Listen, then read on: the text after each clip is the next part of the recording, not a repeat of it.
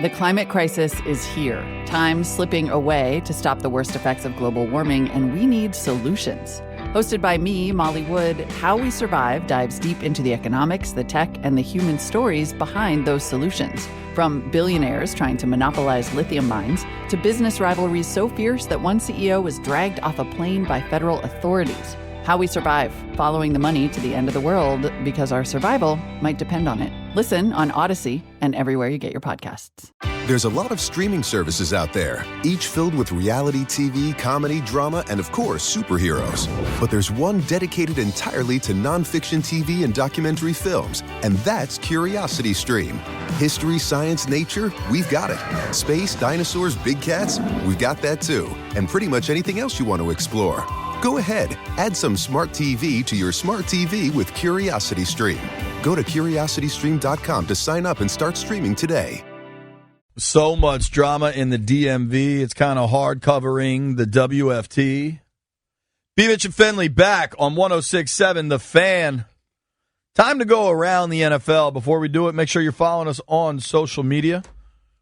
Check out the show at B. Mitch and Finley on both Twitter and Instagram.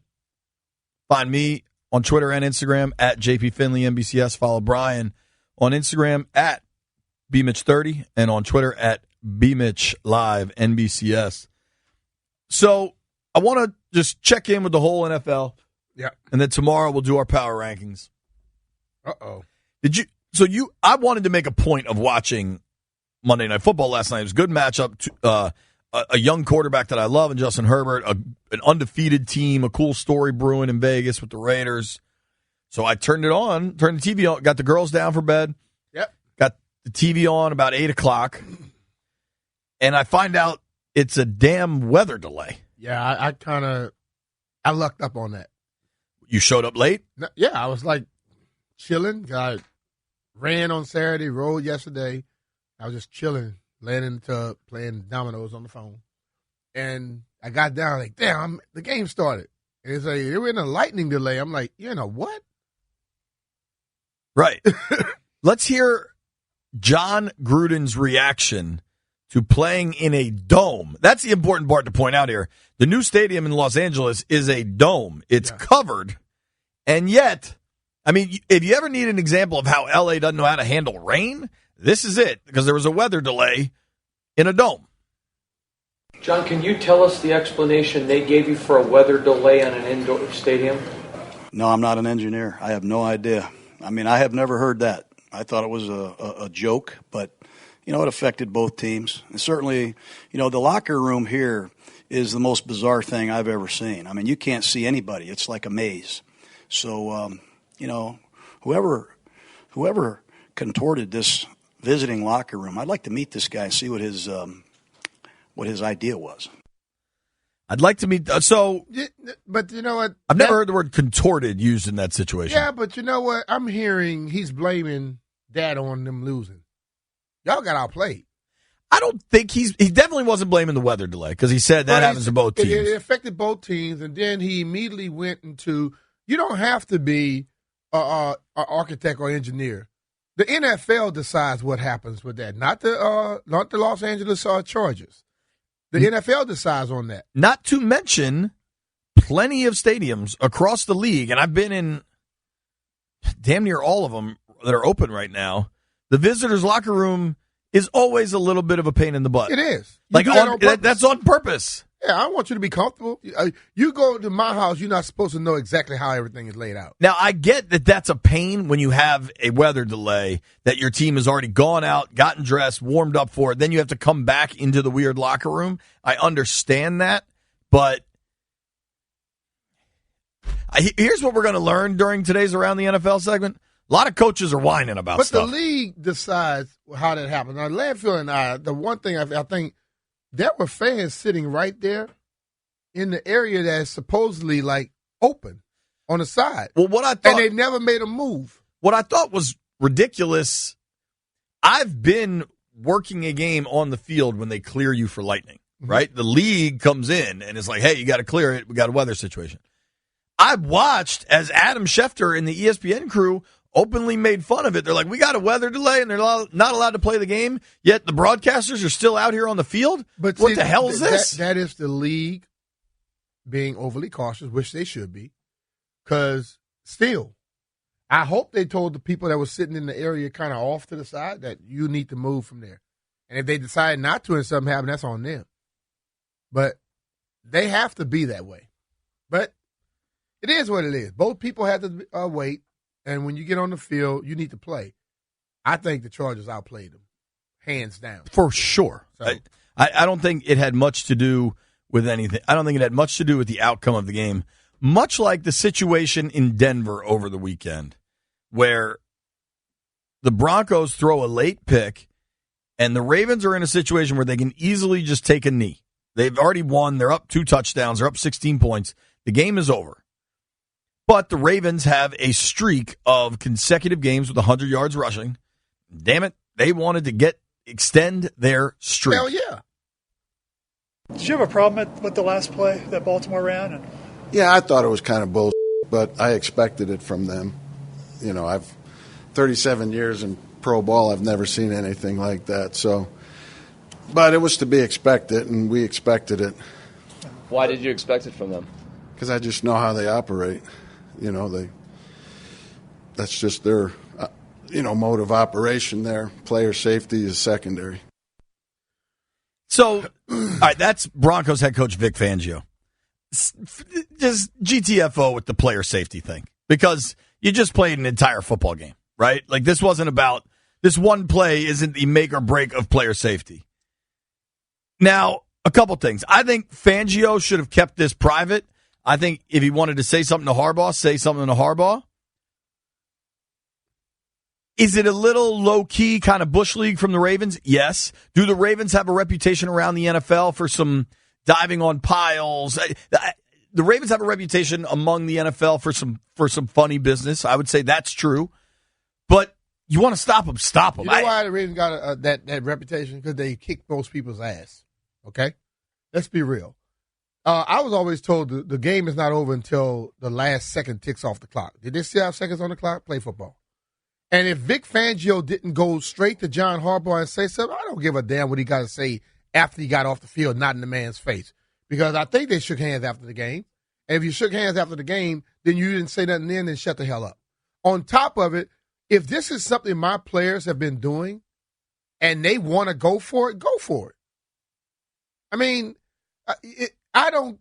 What you tell your team is okay on you, but you can't tell another team how to perform, how to play, because just like I heard somebody talking this morning, like Ron Rivera stated it. You remember when people used to be kneeling down and people were submarine offensive line trying to get to them? Some people play till the end. If you want your team to just give up because they're not going to run a play, no, play all the way to the end of the damn game. One of the things that absolutely drove me nuts. Coach K did this a few years ago, and I'm talking college hoops now. But he wanted to tell another team how they should act after beating Duke. You don't get to decide that, dude. Shut the hell up. Yeah. If you don't want me to act the way that I want to act, beat me. Right. And that's the way I feel about all that. Listen, these players go out there and they put their bodies in harm's way all the time. They work their tails off. If there's a record out there and we could keep extending it, I don't think there was nobody on the football field when they ran. They were still trying to tackle Lamar. They could have stopped him from getting the yards. If I would have saw them line up getting ready to run, I damn sure would have played harder defense at that point. Now they get to play against the Colts to set the record. And then isn't it the record held by the Steelers, I think? I don't know. So all this stuff works hand in hand. Man, it's pride. And listen, things may seem petty when you can't stop people, but hey, stop them.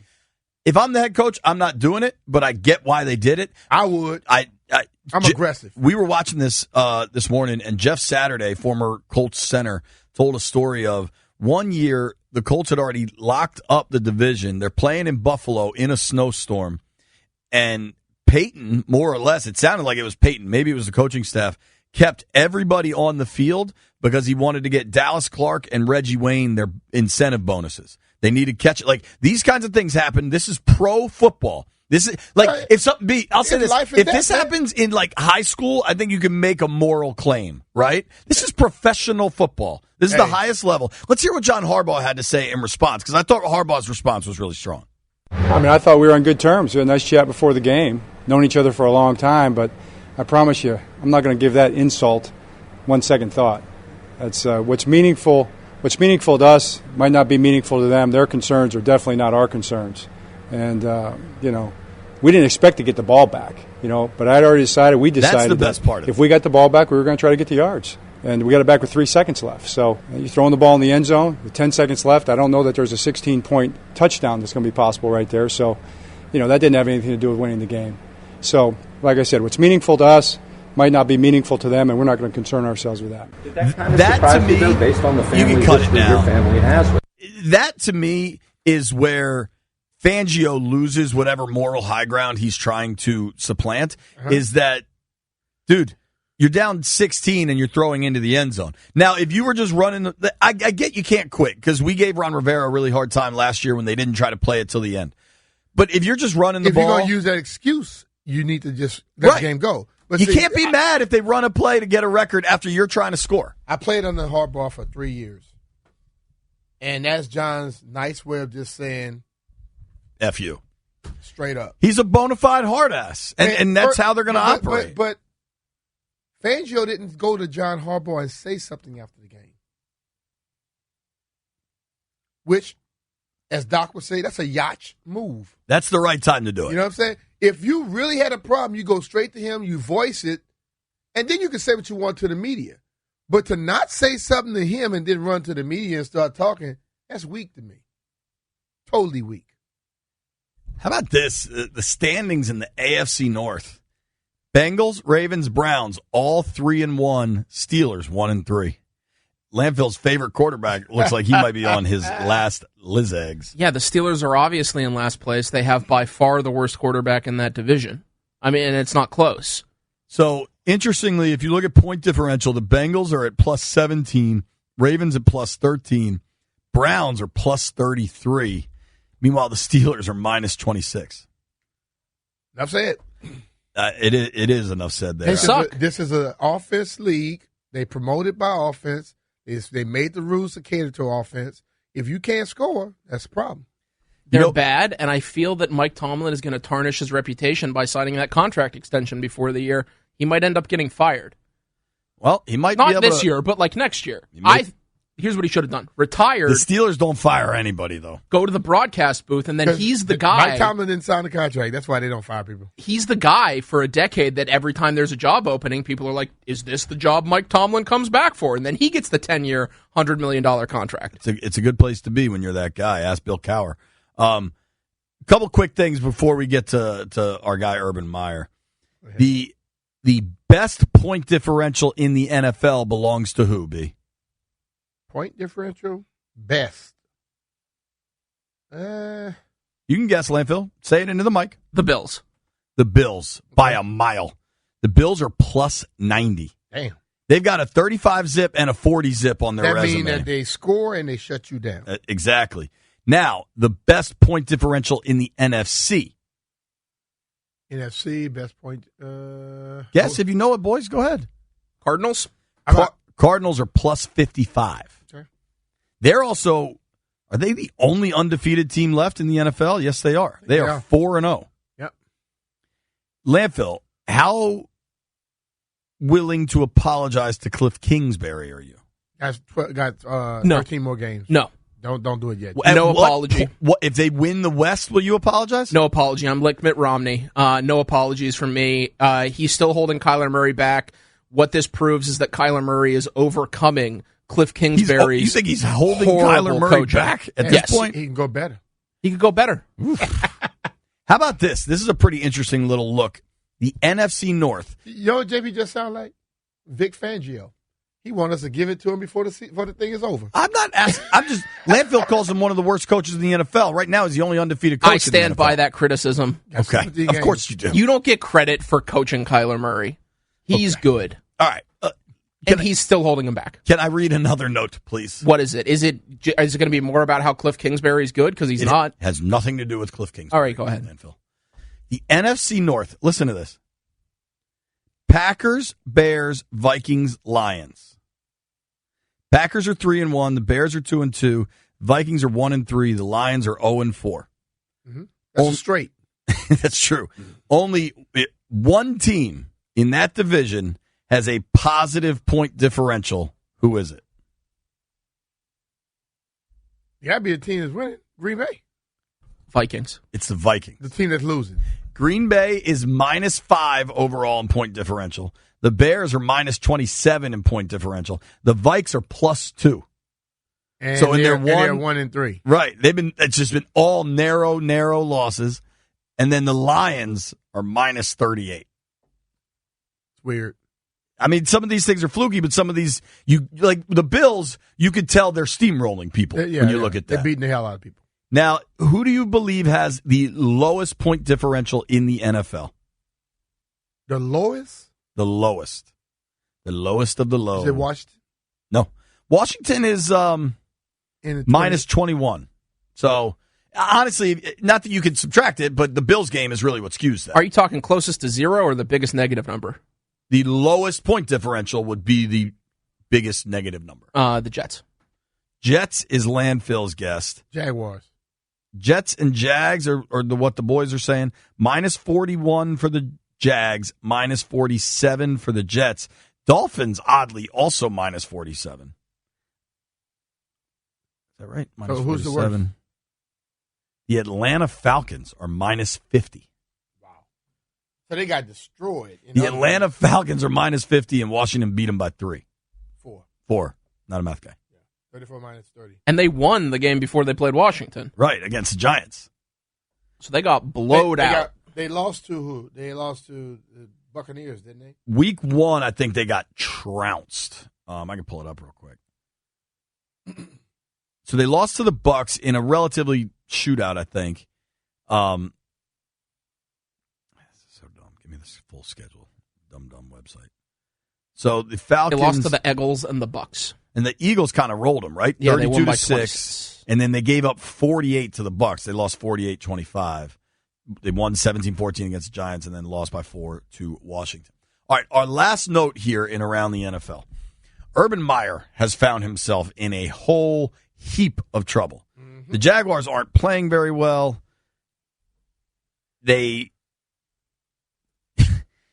I don't know if you've seen the Urban Meyer videos. They're all over social media. They're all over the internet.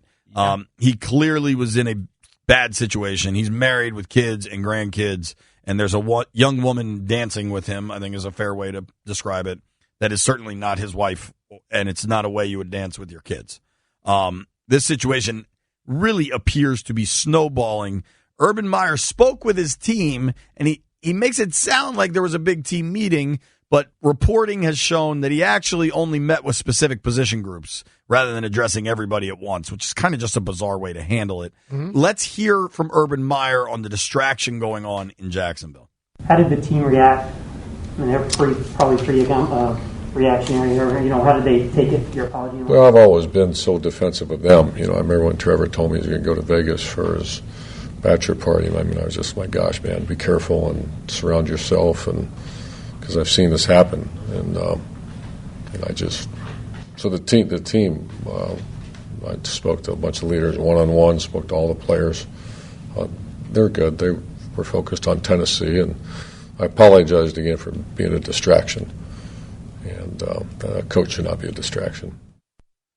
Well, Coach, you are a distraction. Now, today, the owner of the Jacksonville Jaguars, they're owned by the Khan family. Here's a statement from Shad Khan. He says, I have addressed this matter with Urban. Specifics of our conversation will be held in confidence. What I will say is his conduct last weekend was inexcusable. I appreciate Urban's remorse, which I believe is sincere. Now, he must regain our trust and respect. That will require a personal commitment from Urban to everyone who supports, represents, or plays for our team. I am confident he will deliver. B, before you reply, one more thing to point out. Urban didn't fly back with the team, with the Jaguars, after Thursday night's last-second loss to the Bengals. He stayed in Ohio, where he's lived and worked for, the last 5-7 years, whatever that time period is.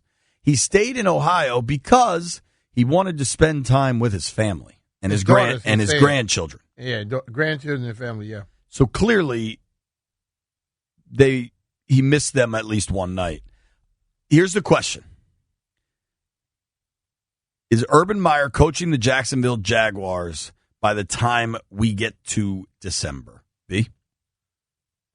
I already thought Urban Meyer wouldn't last this whole contract. And I think this popping up now, it may be something where they're going to try to make an example out of him. I think the Khan family may be smart enough to understand. The climate crisis is here. Time slipping away to stop the worst effects of global warming, and we need solutions. Hosted by me, Molly Wood, How We Survive dives deep into the economics, the tech, and the human stories behind those solutions. From billionaires trying to monopolize lithium mines to business rivalries so fierce that one CEO was dragged off a plane by federal authorities. How We Survive, following the money to the end of the world because our survival might depend on it. Listen on Odyssey and everywhere you get your podcasts.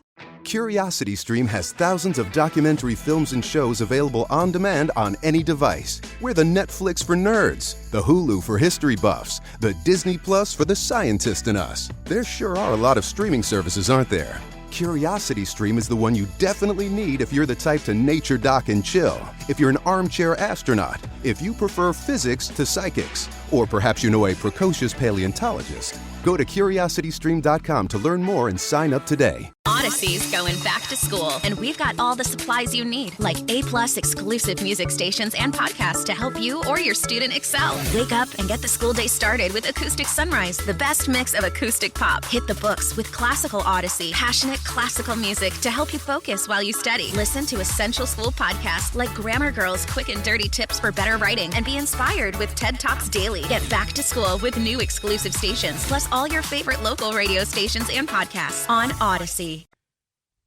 They can probably get out of this without paying him his whole contract. Normally he leaves and they have to give him a buyout. He may be able to get out of this one without paying him the rest of that contract. And I just think that I've looked at a lot of different comments online, and they were like, one guy was like, well, what is he supposed to do?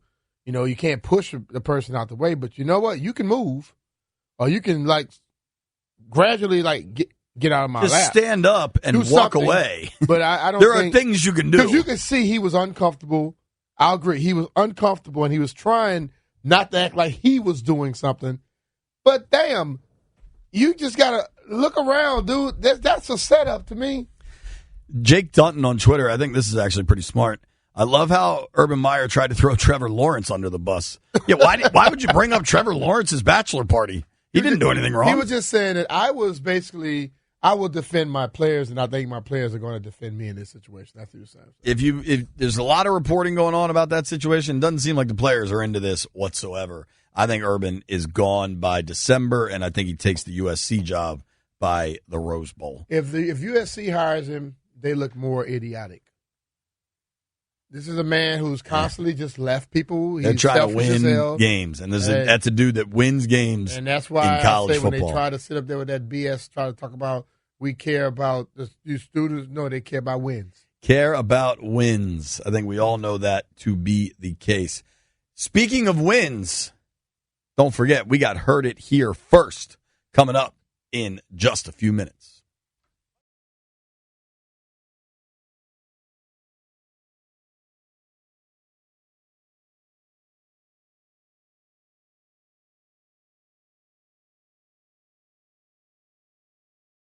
Peaches come in a can. They were put there by a man in a factory downtown.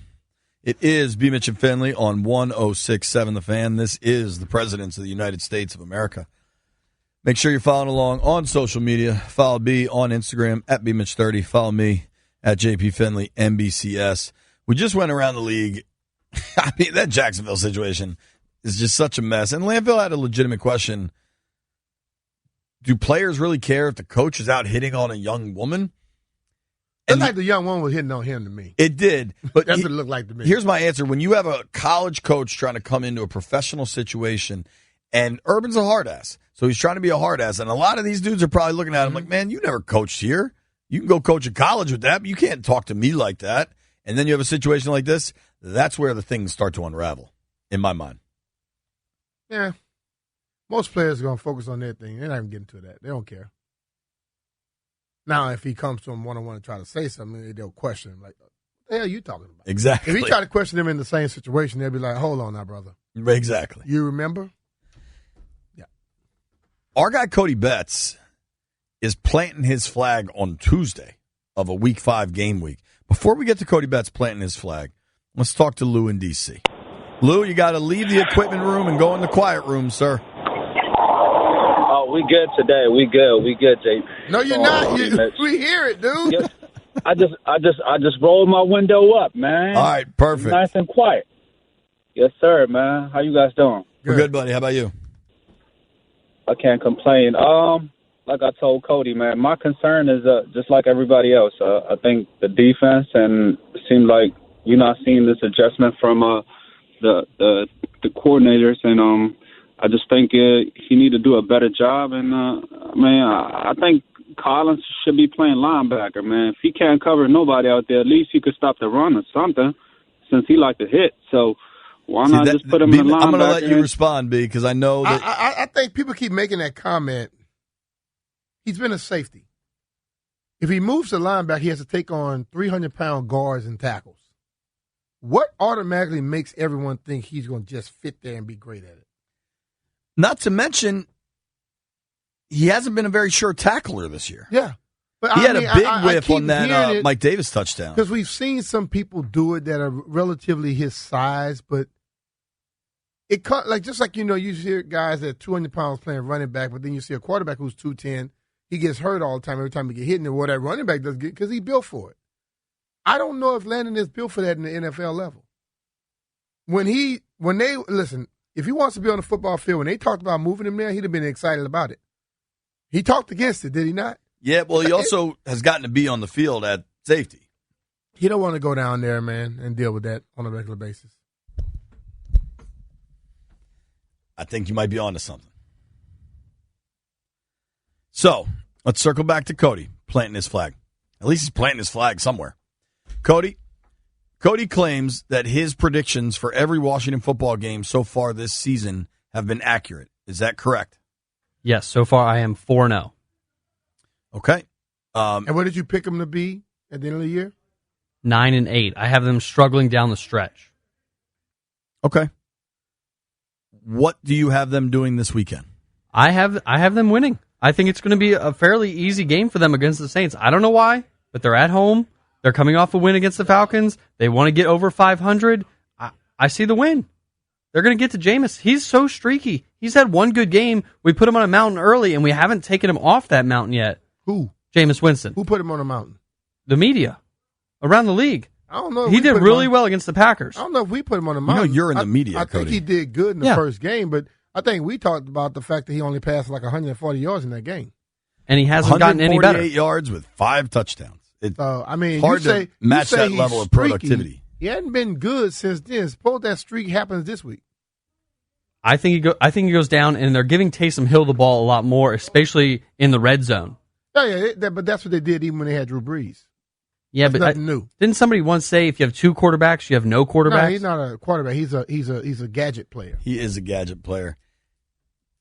I mean, Jameis is averaging 153 yards per game. Passing. Mm-hmm. That's almost hard to do. The last time he was a starter for 16 games, he led the league in passing yards. That's so ridiculous. He averaged 319 a game if you go back to 2019. Now, he also threw... That was an offense that they just threw it deep all the time. That was his 30-30 year. Yeah. Right, and he threw 30 picks. Yeah. I believe he's gotten LASIK since, though. So the eyes are locked in now. Well, did the LASIK take away the arm strength, or that's just the offense they're running? It's very bizarre. I mean, if you look, his passing totals through 4 games, and this is Washington's next opponent, so this now becomes highly relevant. Jameis Winston in the opener in a big win for the Saints over the Packers, where Aaron Rodgers just was completely disinterested. 14 completions on 20 attempts, 70% passing, 5 touchdowns, all great numbers. 148 yards passing. Mm-hmm. I mean, it's hard. That is hard to. That's hard to do. He had 5 touchdowns on 14 throws, on 14 completions. That's hard to do, but if you got the ball in short field position and you went in to score, that's possible. But I'll take 5 touchdowns. Sure. I think I might know why they're not throwing the ball down the field. Do you remember back when the whole pandemic first started, Sean Payton got COVID? Maybe he has brain fog and he still thinks he has Drew Brees. Maybe. I can't rule it out. I don't think it's likely. So week 1, 148 for 5.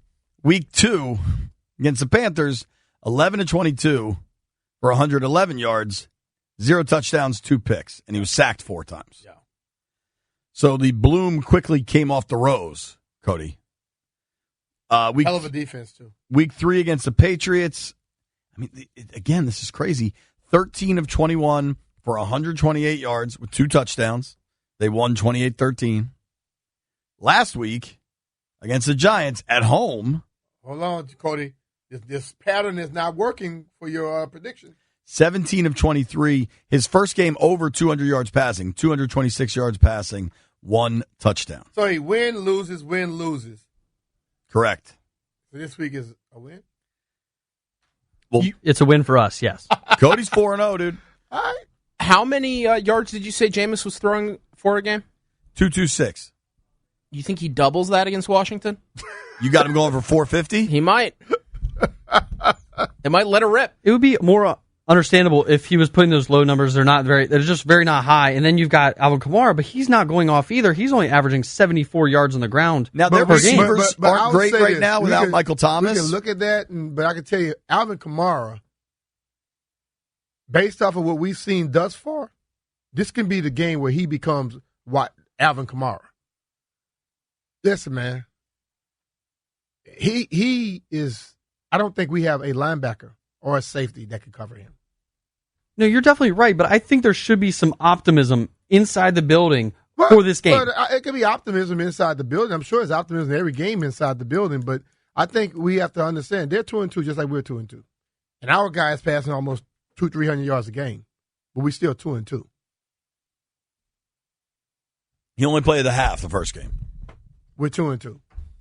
Yeah, I mean, the records are the same. I mean, it don't make a difference. We still didn't win that game.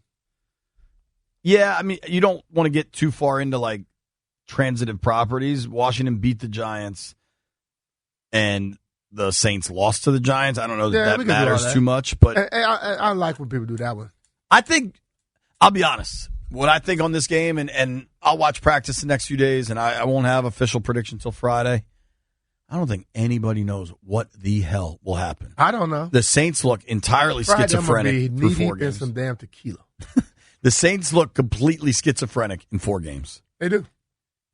Washington has been wildly inconsistent through 4 games. Mm-hmm. We all thought the Washington defense was going to be the strength. Their offense is going to be bad. Flip it upside down. Bizarro world where their offense is decent and the defense is god-awful. Man, I'm not listening to Cody anyway. He's a 49ers fan. He don't want to talk about his sorry team. That's why he's trying to just come over here now, get on our good side so we don't bring that up. What's your team right now? I'm higher on the Washington football team than I am on the 49ers. Hey, we don't want you on there. Get off our bus. Go back over I'm to the not. 49ers. Okay, I'll go back. But I'm more optimistic over here than you are. You might be. 2 quick questions. Because you don't have things invested in this. I have investment in this. Hey, whoa. I've got $10 on the over wins. Serious investment. That's not a great investment right there. I am not ready to have these conversations, but I have 2 questions for... Wait. Who's the guy that's supposed to pay this $500 bet we had? Where's Jimmy Dean? We wrote his number down here. James Walton. Yeah, we need to call him soon, too. Do we want to buy out or James Walton, you can buy out. At some point, though, there are 2 topics that I think may need to be addressed. Kyle Shanahan, in 4 years as the Niners coach, has 1 playoff season. Mm-hmm. Now, they did go to a Super Bowl. They were really good, but still 1 out of 4. Super Bowl season count as 2 good ones. Okay. If this season falls apart, now that the Jimmy G's hurt and Trey Lance looks pretty raw. That's an excuse. I'm just saying, there's a conversation there depending what happens. And I think there's another conversation depending what happens. Tom Brady won one Super Bowl now without Bill Belichick. Bill Belichick's team didn't make the playoffs. Didn't look particularly good.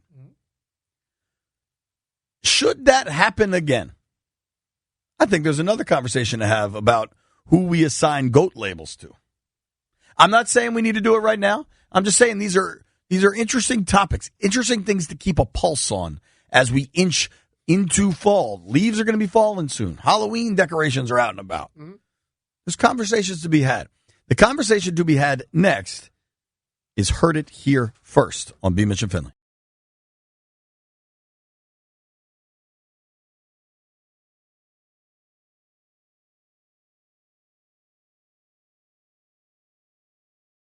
The climate crisis is here. Time slipping away to stop the worst effects of global warming, and we need solutions.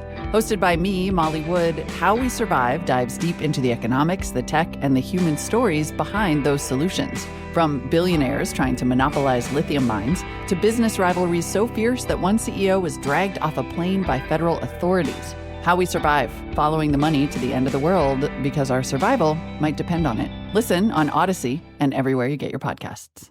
CuriosityStream has thousands of documentary films and shows available on demand on any device. We're the Netflix for nerds, the Hulu for history buffs, the Disney Plus for the scientist in us. There sure are a lot of streaming services, aren't there?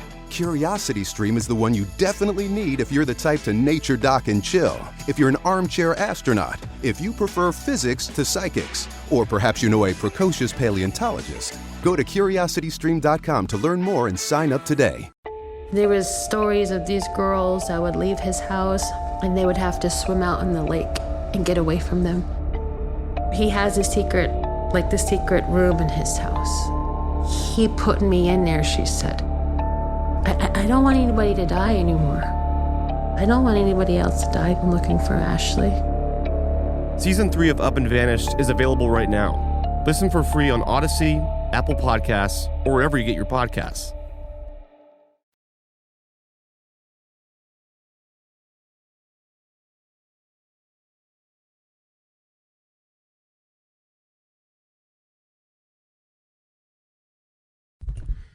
He think we're talking about Prince Harry. Prince Nakamura. Picture. Cody, I'll give you a $20 bill if you know the name of the song. Sweat the body covers me. What is he? He's like looking up to validate his flag planting? Yes. You picture. So B. Mitch's stance is that everybody thought they'd go 2-2, and you're saying that's BS? Yeah, I already pulled the audio. You said that they were going to win the Chargers game, so you're already out. And I'm sure that I can find one discrepancy in this. Yeah, but his greater point is predicting 2-2 through 4 isn't exactly hitting a trifecta. Right, but if you go to the casino and you say 2-2, but you get the games wrong, you lose money. Yeah, but there's probably a bet at a casino that you could just bet on 2-2 through 4 games without specific games. Brother. It's When Doves Cry by Prince. How do you know that? Because he just pulled it up. I know the song. No, you don't. They air it on 94.7 The Drive all the time. This is what it sounds Cross like promo there. When Cody cries. Well done. He going to be crying because his 49ers is going to probably win by 4 games. Here's what I wanted to shout out. Carrie and Tyler. This is a first for Brian and I. We got a really nice envelope from the Stones addressed to B. Mitch and Finley, and it said, kindly join us for the wedding of Carrie and Tyler, Saturday, October 23rd, 2021, 4:30 in the afternoon. This is being held in Union Hall, Virginia, and there's a reception following. We're not going to be able to make it. Are you going to make it? We looked up Union Hall. I won't be able to make it because I think I'm going to be doing a backyard barbecue for a guy that purchased this thing in a golf tournament. Oh, like a let B. Mitch cook thing? I think I'm going to be in Wisconsin because the Washington football team plays the Packers. But Cody predict that game is going to win that one too. Let's Cody, you have them winning the next 4 games? Yeah, it's pretty absurd. Saints, Chiefs, Packers, Broncos, you have them winning all of those? Yeah. Okay. I tell you what. These predictions were made in May. if that so happens, after these 8 weeks, we get to say this is your brain and this is your brain on drugs. I think that's pretty Okay, fair. there we go. But let's seriously wish Carrie and Tyler a lifetime of happiness. Definitely. Thank you for the wedding invite. I don't know. There's no envelope to mail something back to you, but thank you very much. We'll find a way. We can spend some of that money you're making. People are invited to invite us to their weddings. We're probably not going to make it, but we'll give it our best shot. You never know. But I did have something already, but we never know. You never know. Invite me. We I might may just show up one time. But B, how about this? Did this just arrive today, landfill? Or did we just get it today? It seems like it just arrived today. I don't know. Well, I don't know either, but I'm not the mail guy. We were supposed to RSVP by September 25th. Oof. So we're running a little late. Yeah. Yeah. So I wonder if on some level this is an invitation. This is hey, you guys are invited, by the way. We know you can't come. Doesn't it say the date on the envelope, like that it went through the mail? September 24th. So But, clearly you know, this when has stuff- been in when the stuff- office for a while. When stuff comes here, Right. it takes a while to get upstairs. Cody, can you start putting it on your list to check the mail for us in case we get another wedding invite? Maybe we can go. I couldn't even tell you where the mailroom is. Well, I guess that won't be on your list. That makes two of us. Well, Beavis, you know where the mailroom is? Hell no, landfill does. You all found the weight room with the hip thruster. Y'all can find it. Maybe the hip thruster's in charge of the mailroom. I only know where the outgoing mail is. I have no idea where the incoming is. We know what's my man name that walks around all the time with the little beard mustache? Roger the Dodger? They're the one that brings the mail up most of the time. Engineer dude. Isn't that Trimmer? Trimmer, yeah, him. That's who he brings it up. Okay, we'll check in with him because our discourse is always so pleasant. Listen, thank you for the invite. Carrie and Tyler. And Tyler, we wish you total bliss. Yeah, I hope it's everything you want. Enjoy your day. It's going to be the hardest job you ever had, but if you work at it, it can be very successful. And I would argue that late October in Union Hall, Virginia will be a beautiful time of year for your wedding. All time, it'd be different beautiful. color leaves. I think we looked up Union Hall. There appears to be a big lake there, which would be a great backdrop for a wedding. I think it's near Roanoke. Yeah. And I believe there is probably a Biscuitville restaurant in Roanoke. So Why I feel like why all the landmarks of the restaurants? Yeah. Well, Landville, do you want to go? Because I got a feeling if I RSVP to these folks and say, hey, me and B. Mitch are unavailable, but Landfill's coming, they'd say yes. Roanoke just seems so far away. I don't know how many hours away it is, and I've never been. It's not that far. It I've seems been. It's so like 4 hours far. away, I think. That's so Does that sound far. right? Huh? It's like 4 hours away. Yeah, I've been to Roanoke. I've done it in less than 4. I think I like Roanoke. I like Roanoke, Staunton. I like that little area of Virginia down there. I It's said pretty. if I said I'm going to Roanoke, I'd make it to like Winchester and then just stop.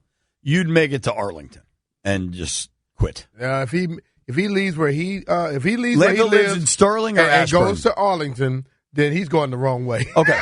If Landville says he's going to Roanoke and he leaves Sterling, he would turn around before Front Royal. He would turn around before he gets to He 81. said Winchester. He just told you that. Yeah. Winchester is before Front Royal. Oh, that shows my Virginia geography. Yeah, because you said he's going to start and go to So Arlington. Time for her to hear first. Or is it not? Ah, there we go. We got the Kid Cudi Heard It Here First remix. I like it. I didn't make a pick last night. I'll try to catch up. You guys go ahead. I got You didn't Nate make a pick, so Eovaldi. it don't count for nobody last night. I got Nate Eovaldi under 5.5 strikeouts tonight in the playoff game between the Red Sox and the Yankees. Give me the Yankees money line. And I'm going to go with Garrett Cole. I'm going to make me a parlay here over 7.5 strikeouts. Wow, juicy. What do you got, Philly? I really liked the Garrett Cole under, but just because I don't want to fade B-Mitch, I'm going to take... You can fade me. I'm going to take the Washington Wizards plus 1 point against the Houston Rockets. Did you really just bet on... Okay. Wizards preseason opener tonight. Yes. I think all the coverage is on 980, I think. Zards plus 1. That's the official line right now. I'm also of the getting Wizards. in on the Wizards action. This worked for me great in the NFL. You're in I have trouble now. no idea. Landfill, you're in trouble. I have no idea if this will work He in the just did the same NBA. thing. But I'm preseason unders in the NFL are where the money's at. I'm taking the under in Wizards Rockets 225.5. Book it. Yeah, but in the NBA, when they don't try, they just score a crap load of points because nobody plays defense. Yeah, but 225 is a lot of points. Though. Who's playing? That's 113, 112. That's D-League All-Stars, isn't it? Like, I feel like they we'll can find run it out. up. Listen, I'll be honest. I don't have an NBA preseason betting strategy. I'm trying one. Okay, Let's just find out. tell us tomorrow.